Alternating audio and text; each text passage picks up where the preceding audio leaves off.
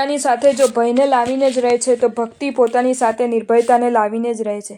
પોતાની કુરૂપતાને દર્શને દર્પણ તોડી નાખનાર જો દર્પણ ગુમાવી બેસે છે, તો પોતાની ભૂલ દર્શાવનાર પ્રત્યે દ્વેષ કરનાર સરવાળે તો પોતાના વિકાસને જ રૂંધી નાખે છે. ક્યાં પહોંચશો એ જો ગતિ નહીં પણ દિશા જ નક્કી કરે છે, તો શું બનશો એ પણ આચરણ નહીં પણ અંતઃકરણથી જ નક્કી થવાનું છે.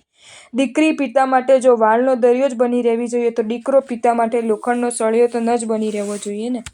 ભૂતકાળ પાસે જો સ્મૃતિ હોય છે પણ વાસ્તવિકતા નહીં, તો ભવિષ્ય પાસે પણ કલ્પના જ હોય છે, વાસ્તવિકતા નહીં. મન જો સીધું ચાલતો નથી, તો અંતઃકરણને આડા અવળા ચાલવું ફાવતું નથી. સૂરજ એક જ હોવા છતાં સૌના દિવસો જો જુદા હોઈ શકે છે, તો ઘટના સમાન હોવા છતાં સૌનું અર્થઘટન જુદું હોઈ જ શકે છે. જો તમને આ વિડીયો ગમ્યો હોય તો આ વિડીયોને લાઈક કરો અને મારી ચેનલ જૈન ફેક્ટ્સ એન્ડ સ્ટોરીઝને સબસ્ક્રાઈબ કરો. ધન્યવાદ.